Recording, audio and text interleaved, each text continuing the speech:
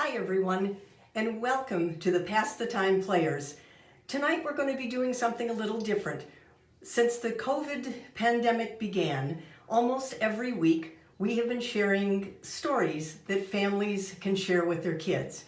Tonight we're going to do something a little bit different. I happen to be out of town, so we're going to be sharing a book that I wrote a few years ago called Crystal, A Fairy's Dream.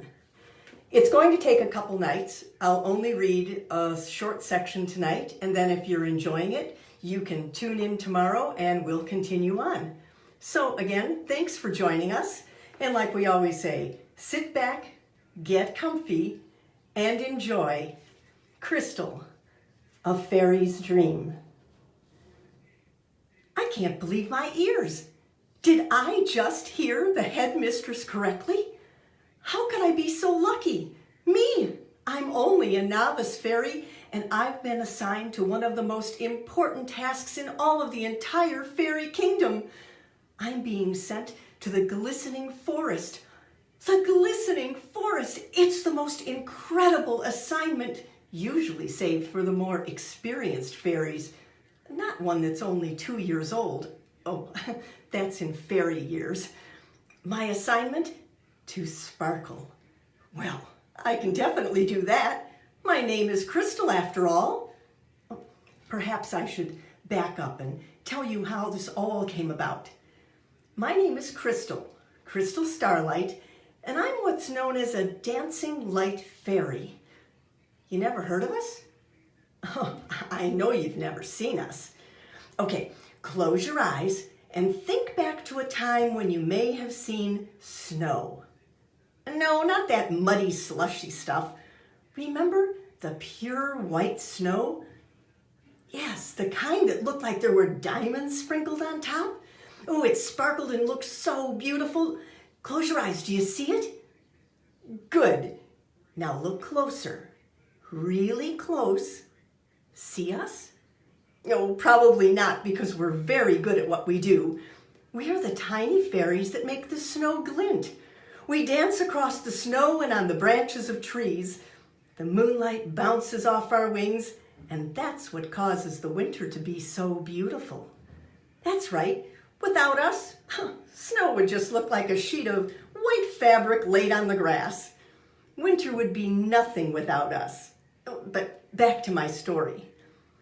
Every fairy dreams of the day that the headmistress fairy calls us to her castle to get our holiday assignment. Oh, I'd been waiting forever. Well, not actually forever, but it seemed that way anyway. Every day I went to my brilliance dance class, practicing my spins and turns and jumps, and you see, being a glistening forest fairy is very hard work. You don't just plant yourself on a branch and stay there. No siree. You need to be able to jump from branch to branch without making a sound, or worse yet, fall to the ground. That takes practice. And most importantly, you have to do all of this and not be seen by humans. We can't be giving our secrets away.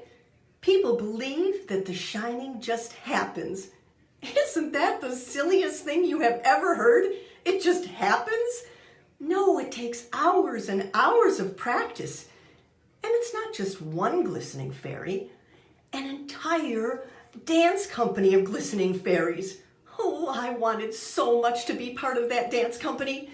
And now it looked like all my practice and hard work was going to pay off. Just a few more days. It didn't look that way a few days ago. Let me tell you why. To do that, well, we need to go back to about a month ago when all the new Dancing Light Fairies started at their season's dancing class at Miss Sparkle's Academy. It was 8 a.m. on a Saturday morning.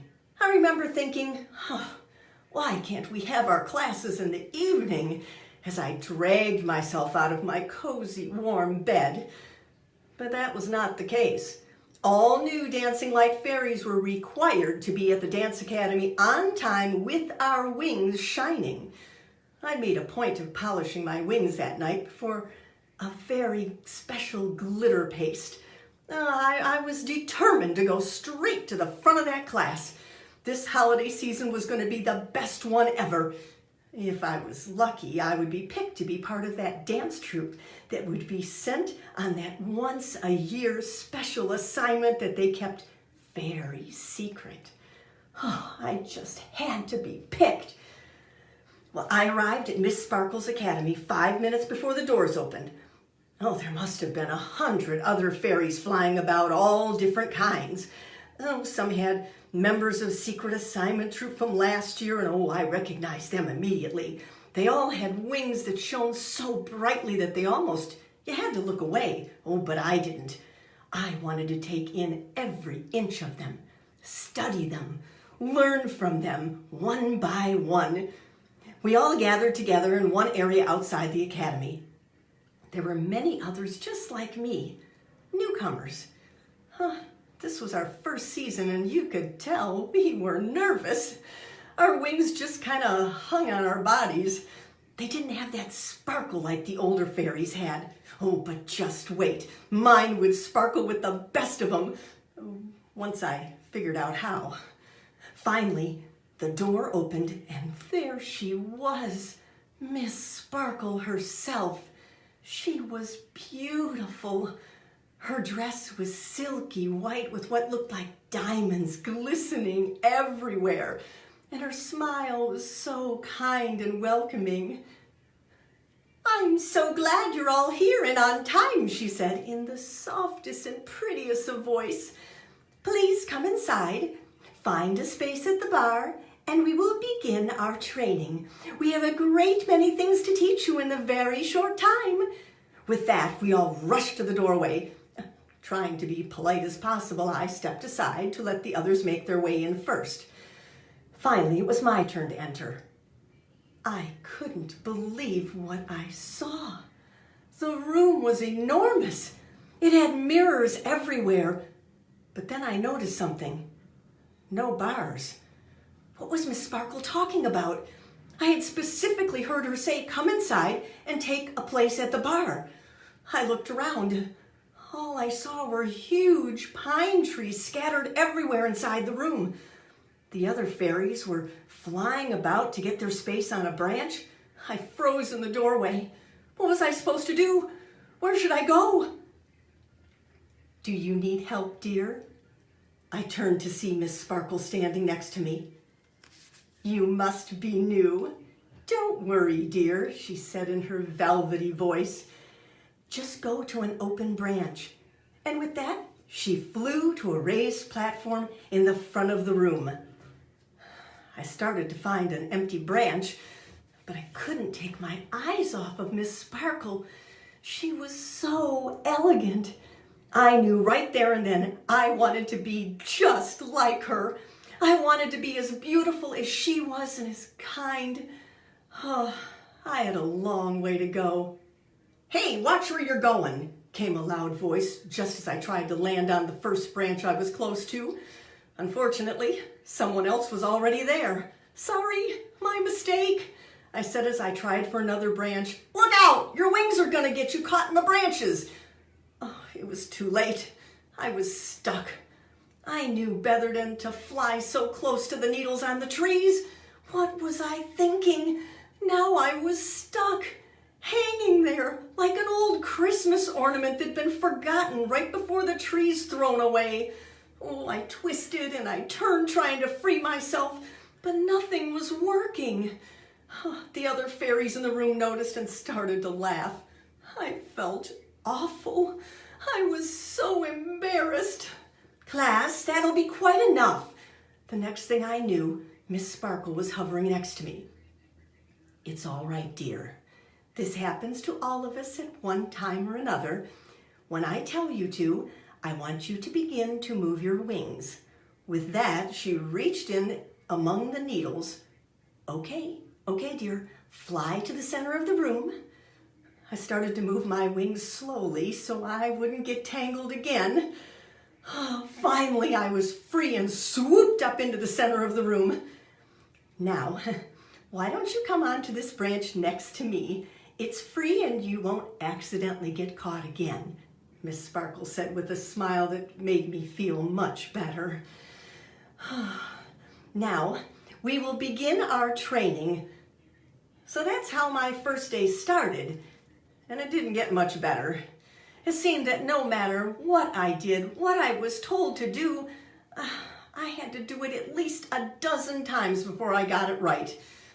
Last year's troop flitted about the room from branch to branch, glistening, twirling, looking absolutely beautiful, and I, on the other hand, jumped from branch to branch clumsily and with not much sparkle. What was wrong with me? I knew deep down inside I could do this. Why was I having so much trouble? I had practiced all last year for this day. Why was I being such a disappointment?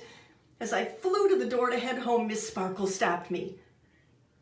Don't be so hard on yourself, dear. You have a lovely style, even if it is a little rough. Remember, every diamond starts out as a rock. You just need to give yourself time. You'll begin to soar and sparkle just as well as the other fairies. Then she smiled and added with a wink, maybe even better. With that, she whisked out the door and was gone in a glint of sunlight. Better? Who was she kidding? I was awful. She was probably only trying to make me feel better. It was hard to hold back the tears that were welling up in my eyes. I wanted to be part of that special assignment dance troupe ever since I could fly. I knew there were other things I could do, but this was the most important job a fairy can have. It was magical. I just had to make that troupe. I just had to work harder. Tomorrow, I would show Miss Sparkle I could be the best. Deep down inside, I knew it. And I think that's where we'll stop for tonight. So I hope you've been enjoying Crystal, A Fairy's Dream, written by myself, Debbie DeCeco Lannen. Tomorrow, I will tune in again live at around 7 o'clock, the same time, and we'll read a few more pages. So with that, thank you for joining me. We are the Pass the Time Players. Make sure to like us on Facebook and follow our YouTube channel. And until then, I'll see you tomorrow night. Thanks for joining. Bye.